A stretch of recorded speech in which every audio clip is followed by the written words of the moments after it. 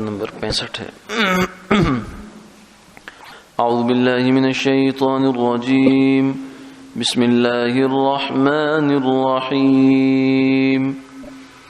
فلا وربك لا يؤمنون حتى يحكموك فيما شجر بينهم ثم لا يجدوا في أنفسهم حرجا مما قضيت ويسلموا تسليما.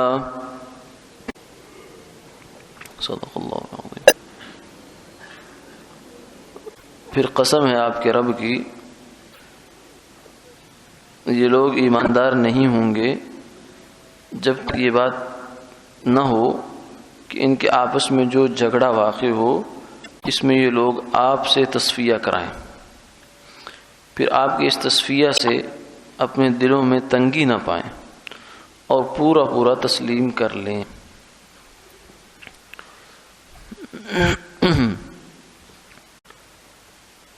اس آیت مبارکہ میں مضمون بیان ہوا ہے، اس کا پیچھے سے چلے آنے والے مضمون کے ساتھ بھی تعلق ہے، اور روایات میں اس کا ایک شان نزول اور بھی بیان ہوا ہے. وہ یہ ہے کہ حضور صلی اللہ علیہ وسلم کے پھوپھی زاد بھائی زبیر بن عوام رضی اللہ تعالی عنہ مدینہ منورہ میں کھیتی باڑی کرتے تھے، زمین تھی ان کی، اور اس کے آگے ایک وہاں کے مقامی باشندے کی زمین تھی، جس کے بارے میں مفسرین نے کہا ہے کہ غالب یہ ہے کہ وہ شخص بظاہر اگرچہ مسلمان تھا لیکن اصل میں وہ منافق تھا.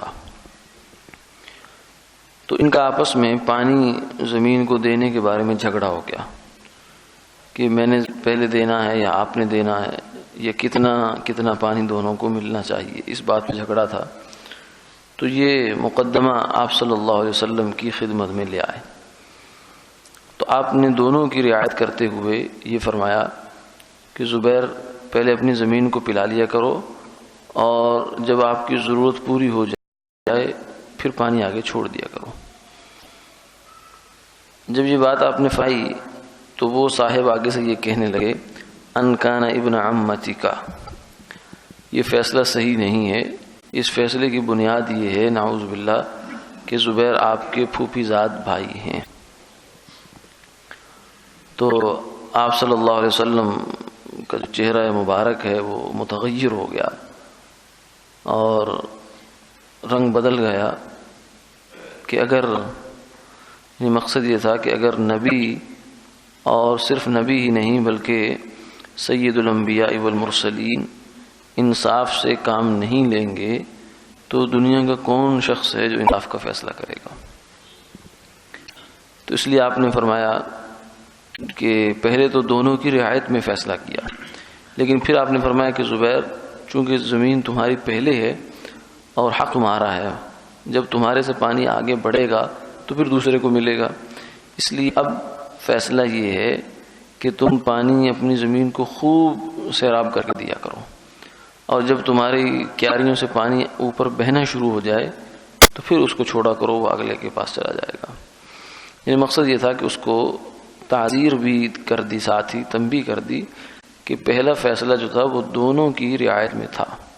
نہ یہ کہ خدا نخواستہ ناانصافی تھا، ایسا نہیں تھا. تو یہ بھی ایک واقعہ ہے جو اس آیت کی شان نزول کے طور پر لکھا گیا ہے. بہرحال واقعہ یہ ہو یا وہ بشر منافق والا ہو جو پیچھے گزرا ہے، دونوں ہی واقعات میں جو مدعا اور مقصود ہے وہ ایک ہے کہ آپ صلی اللہ علیہ وسلم کے کیے ہوئے فیصلے پر انسان مکمل دل و جان سے اس کو تسلیم کرے. یہ ایمان کی گویا کہ شرط ہے. اگر کوئی آدمی یہ اس شرط پر پورا نہیں اترتا تو وہ اپنے ایمان کے بارے میں فکر مند ہو، کیونکہ آپ صلی اللہ علیہ وسلم کے کیے ہوئے فیصلے کو کے بارے میں یہ کہنا کہ اس میں شاید کوئی کوتاہی ہو، یہ آپ صلی اللہ علیہ وسلم کی جو منصب رسالت ہے اس پر جو ہے اعتراض کرنے کے برابر ہے۔ تو اس لیے یہ اصول، اگرچہ ایک خاص دو واقعوں میں یہ بات بیان ہوئی، لیکن اصول پوری امت کے لیے ہے کہ اپنے تمام کاموں میں، چاہے وہ آپس کے جھگڑے ہوں یا ویسے زندگی کے مختلف معاملات ہوں، جو معیار ہے وہ آپ صلی اللہ علیہ وسلم کی ہستی ہیں۔ آپ نے جس معاملے میں جو فیصلہ کر دیا، جو حکم دے دیا، جو راستہ دے دیا، اب اس راستے کو دل و جان سے تسلیم کرنا یہ ایک مسلمان کا تقاضا ہے، کہ ایمان کا تقاضا ہے۔ اگر آدمی اس کو تسلیم نہ کرے تو دل سے، تو اس کا مطلب یہ ہے کہ یہ آپ صلی اللہ علیہ وسلم کے طریقے سے اور آپ کے فیصلے سے دوسرے فیصلے کو زیادہ اچھا سمجھ رہا ہے، اور ایسا سمجھنا جو ہے وہ کفر ہے۔ چاہے یہ معاملات کے آپس کے تصفیے کا مسئلہ ہو یا شریعت کے دیگر احکامات ہوں، جیسے مثلا آپ صلی اللہ علیہ وسلم نے کئی موقعوں پر رخصتیں عطا فرمائی۔ جیسے آدمی بیمار ہے تیمم کر لے، گرم پانی استعمال کر لے، اگر گرم پانی سے بھی کام نہیں چلتا تو تیمم کر لے۔ اب ایک آدمی جو ہے یہ کہے کہ مجھے تو تیمم کرنا اس حالت میں اچھا نہیں لگتا، تو میں تو وضو ہی کروں گا، تو یہ بظاہر وہ ایسی بات کر رہا ہے کہ جس سے اس کا تقوی معلوم ہوتا ہے، لیکن حقیقت میں یہ تقوی نہیں ہے، بلکہ یہ حضور صلی اللہ علیہ وسلم کے ایک حکم کی خلاف ورزی ہے، اور اس کو دل سے ایسا سمجھا ہوا ہے اس نے۔ تو یہ دل سے آپ صلی اللہ علیہ وسلم کے کسی حکم کے خلاف رائے رکھنا یا پسند کرنا یہ بڑی خطرناک بات ہے۔ اس لیے مسلمان جو ہے وہ دو ہی حالتوں میں ہو سکتا ہے مجموعی طور پر، یا تو وہ شریعت کے احکامات پر عمل کرنے والا ہوگا، جسے پریکٹیکل مسلم کہہ سکتے ہیں آپ، یا وہ عمل تو نہیں کر رہا لیکن دل سے مانتا ہے کہ کرنا چاہیے، خیر کی بات یہی ہے، اچھا کام تو یہی ہے، جو شریعت کے احکامات ہیں، حضور صلی اللہ علیہ وسلم کے طریقے ہیں، یہ مجھے کرنے چاہیے، لیکن میری یا ماحول یا کچھ بھی کہہ سکتا ہے، بہرحال میں نہیں کر پا رہا، مجھے کرنا چاہیے۔ یہ جو احساس ہے انسان کے اندر، یہ اس کو جو ہے خطرناک حد میں جانے سے بچا لیتا۔ تیسرے درجے کا کوئی مسلمان نہیں ہو سکتا کہ جو یہ کہے کہ یہ حکم آپ کا ہے، آپ صلی اللہ علیہ وسلم کا ہے، شریعت کا ہے، لیکن میرے خیال میں یہ ایسا نہیں ہونا چاہیے۔ تو یہ جو طرز عمل ہے، یہ جو طرز ہے، یہ خطرناک ہے کہ آدمی یہ کہے کہ اس میں مثلا